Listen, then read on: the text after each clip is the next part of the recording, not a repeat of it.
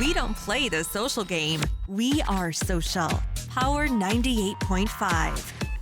Hi guys, I'm Sam Fricker. I'm an Australian Olympic diver, and you're listening to Power 98.5.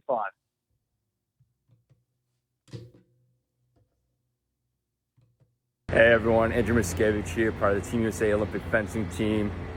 Tune into my live interview with acclaimed radio personality Stephen Cuoco on Power 98.5, October 13th, 11 a.m. Pacific. Looking forward to being on it. See you all there. Hi, this is Dan Aykroyd. He's progressive. He's beautiful. He's thoughtful. He's intelligent. He's powerful. He's positive. He is Stephen Cuoco on Power 98.5 Satellite Radio. Empowering listeners from the US to the UK. Live on air with Stephen Cuoco.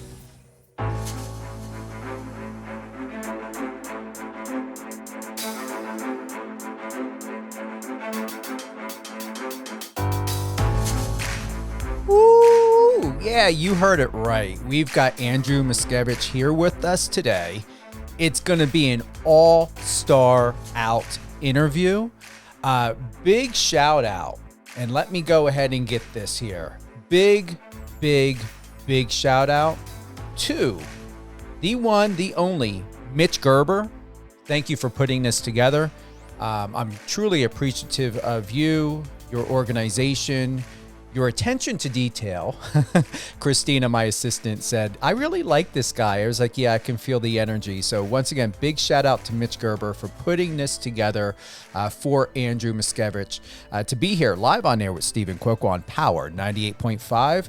Whether you're tuning in on the iOS or Android app or even Alexa, you are where you belong here in your home on Power 98.5 Satellite Radio.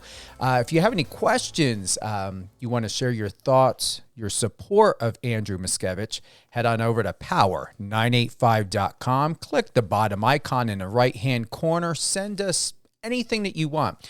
Also, if you're looking to be a guest on one of our shows, whether it's Resilient You with Alicia Pazzoni, Catherine and Company with Catherine Swain, or with myself, Stephen Cuoco, please send something over. You can also go to use our email address and send us anything you like at contact@power985.com.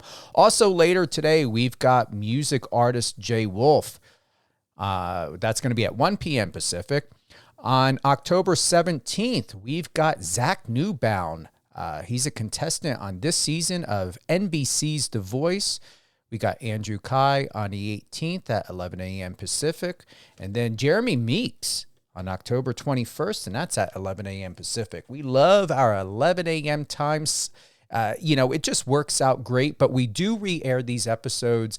My normal schedule time is 8 a.m. Pacific. But due to our East Coast listeners, sometimes we like to have it on later than not. So once again, head on over to power985.com. And you can check out our schedule there. So we've got no more to say about any upcoming promotionals or anything else because now it's all about Andrew. And what I love most is he's only 26. He'll be 27, soon to be happy birthday. But he's a USA Olympic fencer, a 2020 Olympian, senior world team member, a two-time NCAA individual champion, and he's going for gold in Paris in 2024, and he's currently based out of New York City. Mr. Andrew, a.k.a. Andy Mackiewicz, welcome to Power 98.5. Hey, Steven. It's a privilege to be on the show. Thank you so much. You are welcome. 17 years. How is it 17 years in this business and you're only 26? Honestly, I ask myself the same question, to be honest. But, I think it goes back to just me feeling like I'm the modern day Skywalker. It's a love, and, as long as I can keep doing it, why not?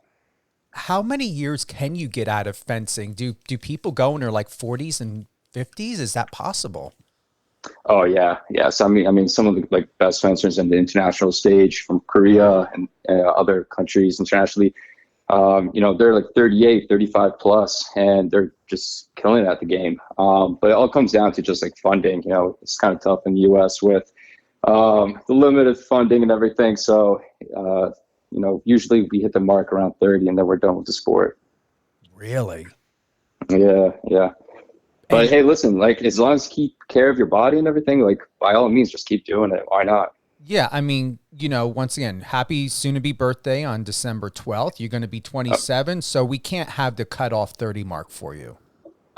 Don't remind me, but thank you. I appreciate it. Oh, let me tell you, that is not that old. Believe me, enjoy your 20s. 'Cause whatever you haven't learned personally within your 20s, and it happens all the time, you're going to find out in your 30s. So make peace with yourself, God, everyone else. I'm being serious. Just make that peace. Be happy where and who you are, Andrew, and you're going to attract many more options and opportunities that are going to suit you in the future. Absolutely, yeah. And my journey is kind of still ambiguous in my part, like what I'm thinking. After I competed in Tokyo 2020, I thought initially I was going to be done with the sport. I already applied previously before even going to Tokyo to some jobs in the city, and thought I was going to hang up the mask and the saber. But after being on that stage, Steven, I've come to realize like I have now a opportunity to use my platform, my story to really just take ownership of not just my brand, but my legacy and, show other people that have had a similar background like me to, represent possibility and, whatever you strive for, you can obtain it. What do you live for? Honestly, what do you live for? Life. I think life is so precious. There's so many beautiful things in the world. And I think one lifetime isn't enough to really own in and experience it all. So, while I'm still on this good earth and I can walk on my 2 feet, just try to soak it all in, meet incredible people, experience some incredible things, and, take it all in. You wrote on one of your posts back on October 3rd, people view losing, sometimes in a match, as a failure, though there's a lot to learn from setbacks. Do you believe that you've had more setbacks and failures, or have they really been in disguise, Andrew, accomplishments that have elevated you and strengthened you to be the young man and the professional that you are today? Thanks. I think, when people encounter a setback or a challenging moment, it's so easy at that precise moment to think, the world's against me. Things aren't working out. I feel like a failure. I feel like a loser.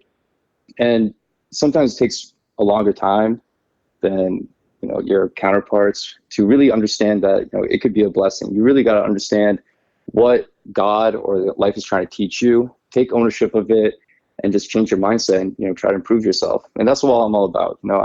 Since moving to New York, I surround myself with a phenomenal community, and a quote that I stand by is, building a larger table, not a taller fence. As like you're on this journey of like learning how to grow, overcome your challenges, build that success with a larger audience in the community and not, try to hinder your success with others. Share the resources, share the wealth. I'm writing that down right now. I've never heard of that before. Build a larger table, not a larger taller fence. Don't build a taller fence. Larger table. Build a larger table, not a taller fence. Yep. Where did you hear that? Is that by you? I've been saying this for such a long time. I really, maybe a quick Google search to see if it's from someone else. But I'll take ownership with the quote, to be honest, because I've been saying it for so long, and I really stand by this. It's important to, as you can get by somewhere, quickly by yourself, but it really takes a strong community that has the same like values as yourself to, get somewhere far. Mm-hmm. And, by adding that, special, another seat at the table and, sharing the resources, sharing the common goal to get somewhere, will get you further than building that taller fence and thinking, you can do it all on yourself, all on your own. It's your back end story is very well known. Within your lifelong, being a Star Wars fan, you turned your love of lightsabers into a career of fencing. When we think about fencing, is it really a well-known and established sport that people, especially here in the U.S. or even abroad, recognize? Or do you feel that more light in mainstream media and people really could appreciate what you do and the talent and the craft of fencing? Is there a slight disconnection that you would like to fill in to the listeners to help them better understand and strengthen the identification of fencing? Yeah, absolutely. When I compete internationally, we have such a big crowd that comes to these competitions. And I think there's definitely a huge space in the U.S. to bring media, to bring content in, to really shine light to this beautiful sport of fencing. And, it's such a different crowd when you're out there and you see such an audience that understand the value and, the beauty of the sport. And I guess it is an ambiguous sport. There is a lot of going on and people get a lot of, misconceptions or questions about the sport. And I think just finding the resources to, one, educate the population of what fencing is, will go a long way. In a recent article by Tiffany Allen, An Olympic Athlete's Road to Success, what does success truly mean to you in and out of the world of fencing? Growth. As a brother, as a son, as a teammate, as a colleague at work, whatever it is, you always try to improve yourself with growth. And I think, your result is your product. And if you're able to measure that, you'll go a long way. Sometimes, you don't get that gold around your neck. Sometimes you don't, win what you're trying to get, but taking a step back and really just understanding your journey and reflecting on it, showing yourself that you've just gained so much growth, so much experience that you can utilize that going forward, is so impactful and so meaningful. 17 years and counting of you being in a world of fencing. Have there ever been moments where there was either an injury or a sprain or something? Like, what does an athlete such as yourself and at your caliber, Andrew, what do you go through? And have there been injuries? What has the rehabilitation process been like? And has it ever affected your emotional mental health where you're like, oh my God, can I get back into this? It is sports, right? So there's always freak accidents where you get injured. And as much of preventative work you do on your body, there's always some kind of accident that happens. I actually had to pull out in Tokyo in the team event after I got excuse me, I forgot what the terminology of the injury was. It was a bone contusion and sprain of ligaments in my ankle. Had to pull out. It was very heartbreaking. I mean, I love to compete. Having to pull out from that competition was kind of tough. I mean, it was tough. I'm not going to undermine it. And then you have to be patient. Growth is quiet, destruction is loud, and you got to bunker in, do we have rehabilitation work that you need to just get stronger. It happened. Got to accept it and just keep going. But yeah, like you mentioned, Stephen, I never wish any injury on any other athlete. It's one of the most detrimental, not just on the physical body, but on the mental body as well. Anxiety kicks in if you can perform to the same level you just were. The timeline of when you'd be able to get healthy again. There's so many different factors, and it can be tough. It can be tough. There seems to be a lot, what I see fencing as, this is my interpretation, it kind of reminds me of Bruce Lee. There's a lot of movement. There's a lot of focus. There's a dance to this. So it's more than just that Star Wars lightsaber that you shared about. It really is a connection and an extension. And what is that you hold again? I don't want to, it's not a rod. What is the term to that? So there's 3 different weapons in fencing. There's foil, epee, and saber. Each one has their own little change in rules and target area. The one I do is saber. So think of a lightsaber, but if we cut out the light in it, maybe in the future they'll incorporate lightsabers, but for now we're just going to call it saber.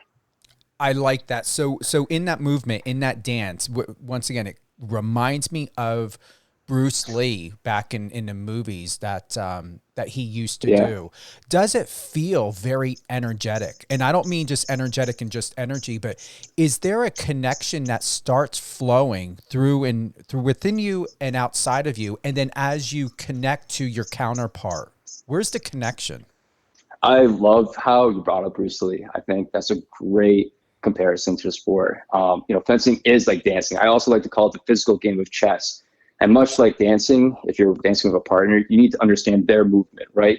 You're constantly calculating, what their next step is. And it has this like beautiful flow to it where you're constantly thinking what your opponent's going to do. And if it doesn't work out, you're, reverse psychology, like what I should do, and back and forth. So there is that flow, and you have to be, it is, oh man, like I could so get into this right now. Get into it. Yeah. So like, there is so much energy, when the referee says ready, fence, these touches score within 10 to 15 seconds, if not less. Right. And within those like few seconds, you put in so much energy into, that one touch. Right. And, it's just flow between you and your opponent where you're trying to like reverse psychology each other in terms of like body movement. And like you mentioned, it is like a dance and you're going back and forth, and it's a beautiful thing. I've got this video here. Thank you to my team. Okay. So we've got Columbus NAC. Okay. This was 2021. Andrew Mackiewicz versus Daryl Homer. All right. So what I'm looking here and really wanting to step into your world, Andrew, is how do I know what is legal, not legal? I mean, these moves are so quick. Once again, Bruce Lee style moves. How do I interpret how someone's winning if I don't understand what counts as a point or something that's considered legal? I just had this conversation with someone the other day, and they're asking, how do you know like if someone scored, and the basic rules of fencing.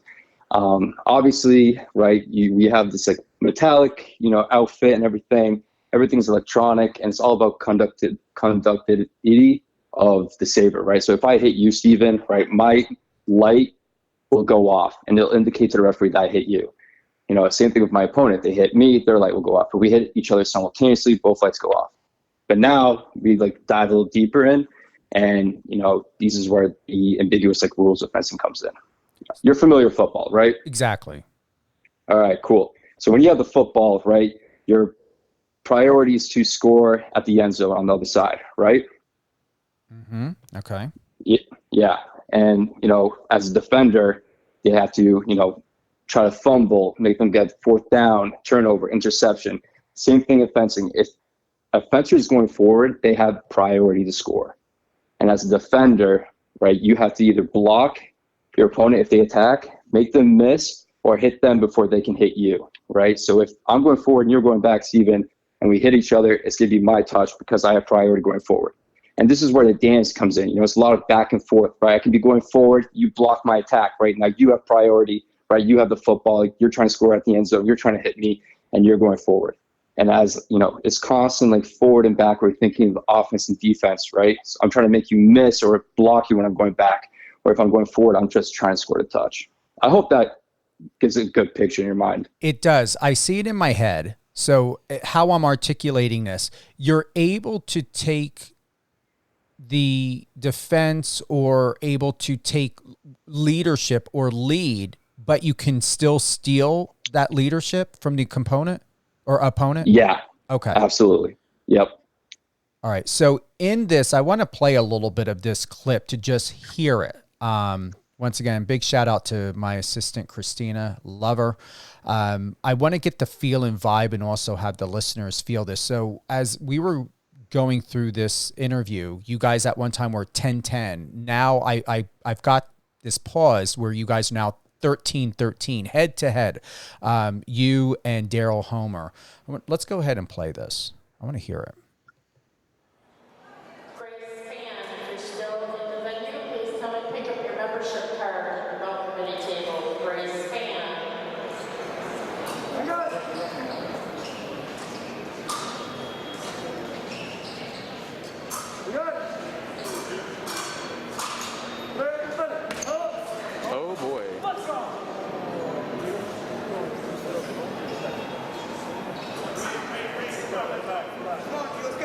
It's a bad time for that to happen.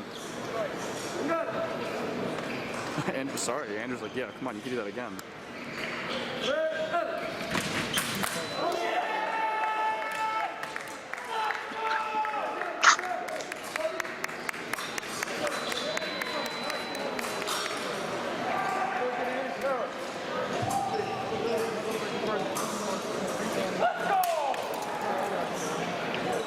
Okay, so you won 15-13. There was a movement there. It kind of caught me real quick, Andrew. Your opponent did something, and I don't know if it was, let me go back here a little bit. It was almost like, did he like step over the line or do something? Because it was like you guys didn't even touch. It was like he did a movement and then boom, done. Do you know what I'm talking about? I like to think that I remember all my matches, but after putting 10,000 hours into the sport, Steven, it can be kind of tough to recollect my memory. Are you talking about the last touch of that bout? Yeah, so I'm gonna bring this up. So here we are. You're 13-13. Yeah. Your opponent Daryl is standing there. Okay, so wait. Oh boy. Okay, you didn't even move. Daryl moved forward over the line, and then there was that up. And the lights scored, right? There was lights on the machine, right? Yeah. I assume. Yeah, and they gave you 14. You guys didn't hit, you didn't touch. Okay. Yeah. So that's called a false start. That's if you move kind of like in football, right? If you false start on the line, right? Flags start getting thrown in the air, right? And then there's a penalty. So in fencing, if you false start, you move before the referee says fence, you get a yellow card for a warning. If you already have a yellow card and you do it again, or there's another penalty, you get another yellow card, which transitions to a red card, which is a touch against you. So, it's 13-13. Daryl Homer false starts, he starts before ready fence. He already had a yellow card, so he gets penalized again. I'm up 14-13. That is it. Whitson, once again, you agreed. You said it. All I see is Bruce Lee. Like, this is super fantastic. It's so quick. It blows my mind. I'm a huge MMA and boxing fan. It's so different, but I respect this.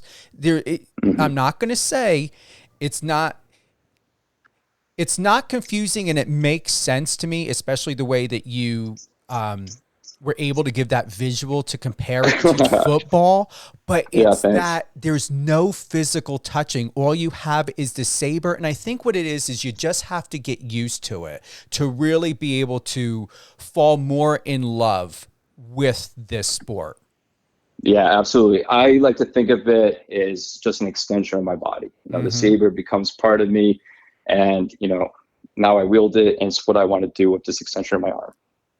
And I never knew, like you said, Andrew, is there are electronic components within, what is this outfit called that you're wearing? Yeah, so like for my outfit, the mask and the lame, which is that like silver, long sleeve shirt that you see, is, and the glove is all conductible, right? And the whole blade of the saber is also conductible. So if I hit anything that's metallic on my opponent, my life goes off. Even the slightest touch, right?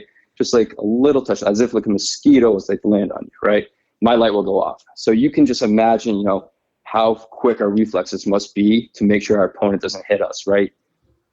That is incredible. Like I'm still watching it as you're sharing, and it keeps making more and more and more sense. But most importantly is I'm really feeling as well as connected to this. I'm going to tell you, you're the first person within the sport of fencing that I've ever interviewed, and I'm glad you're the first one. If not the first and only, that's fine with me, because I'm learning I'm learning so much from this and from you, and honestly, connection, and where you get the most, with understanding what I'm about to say, is it really is connecting. And I understand now because I've got the visuals here, I've got the facts here, I've got the proof here, and I have you as the champion to be able to educate me and the audience, our listeners, give this a chance to just take a look, take a watch, see how you feel about it. Because I never thought that I could feel connected to the world of fencing, but it's because of you, the way you educate and your spirit. Once again, you are, and I really hope, write this down. This is my PR brain coming in right here. You are the Bruce Lee of fencing. So to Mitch Gerber, future reference, I'm going to write this down as well. The Bruce Lee of fencing. I'll take it, Steven. I'll take it. Lee of fencing. Seriously. There's one thing I want to add, because this is a question I get a lot too, is like, why are you yelling after each touch, right? Like, I'm sure at the end of that video you can hear one of us celebrating, right? Like, very much like tennis or even any other sport, right? You are so focused. You are in the moment. You are in the breath, right? And you're whatever sport it is, and you're doing your action and you score, right? Like, you want to, bring the energy that you're holding in and, exhale it out into the world. And so this is why, we celebrate with voice, right? So, just like tennis, like almost like a grunt, we yell. And it's interesting because a lot of fencers have their different like signature, like yell. So that's always interesting to see, these different fencers as they celebrate with their unique expressions. I think that's something that people will definitely appreciate. Yeah, it's right here. Let's see. That was really good defense too. I believe it's coming up. Should have just pulled there.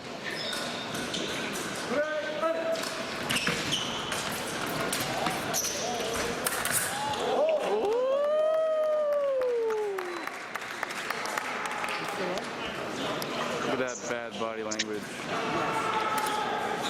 Andrew is pulling him extremely well right now.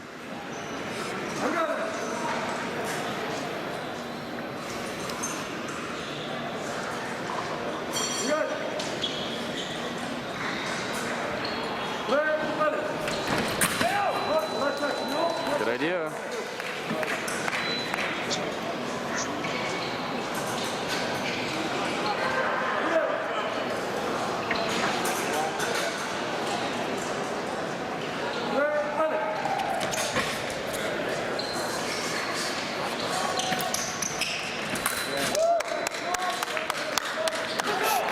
There you are. Such a goofball. I heard it. I've spotted that several times within this video of you yelling. Yeah. It's like really you guys are just in this small space, in this small area, but you are exuding such intensity and energy. It's almost like you guys are a beacon of a cell tower or something. It's truly no BS. This is just incredible to feel, to watch. I've got a new way of thinking and seeing this sport now because of this. Hey, that means a lot to me, Steven. As much as I can bring the sport to new demographics and educate people on it, that makes me happy. Absolutely. And where is it? Let's see. I think your yelling's coming up. It's a bad time for that to happen. I want to get that yell in. I think if you go to 14-13, the last touch, I'm sure there's a good yell at the end of it. Yep. There you are.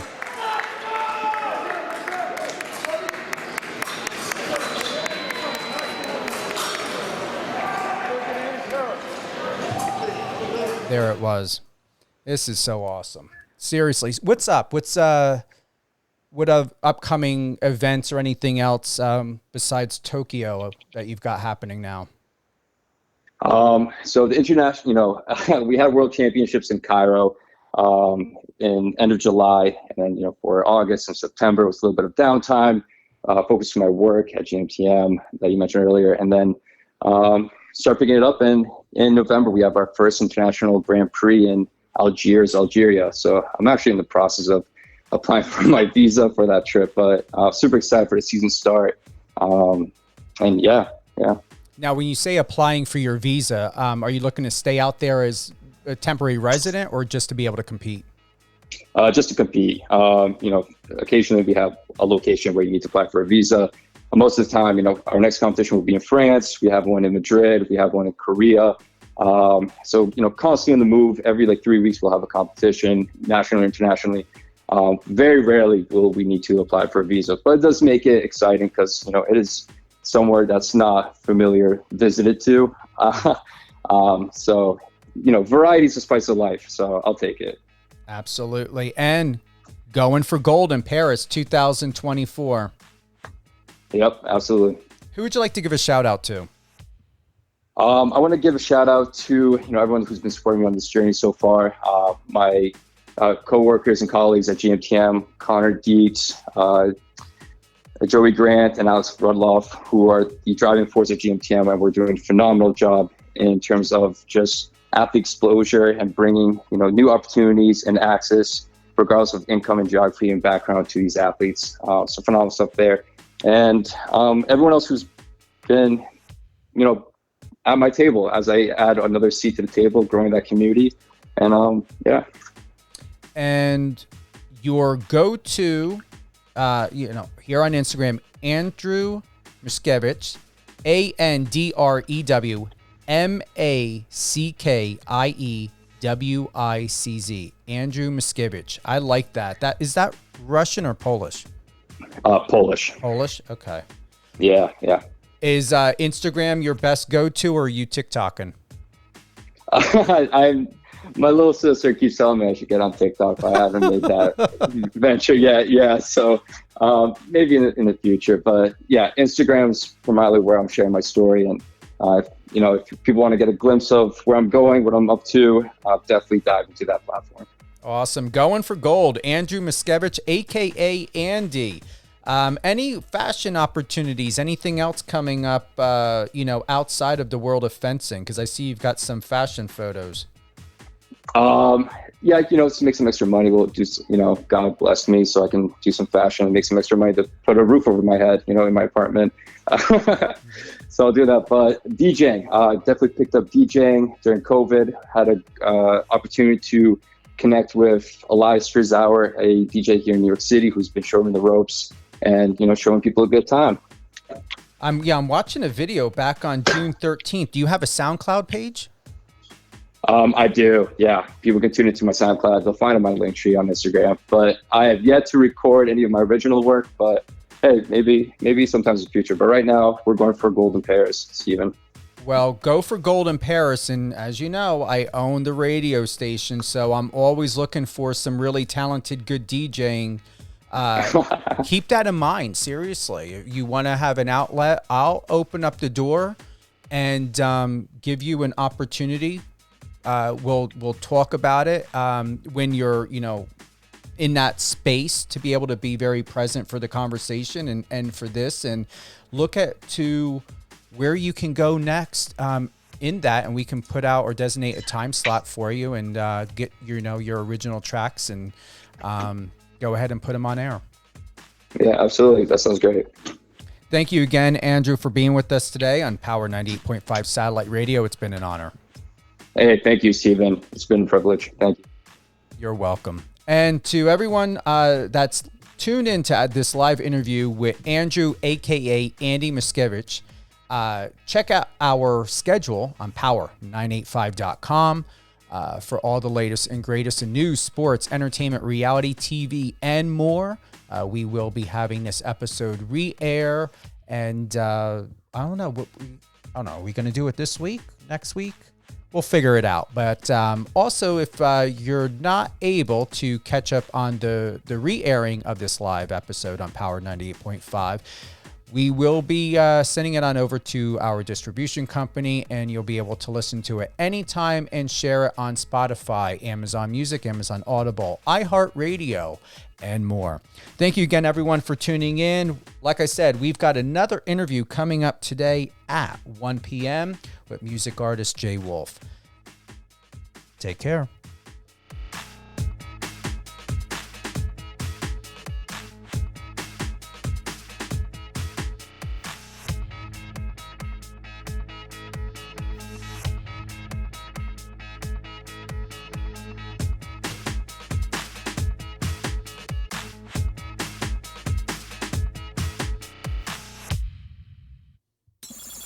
Friend us on your socials and let's connect.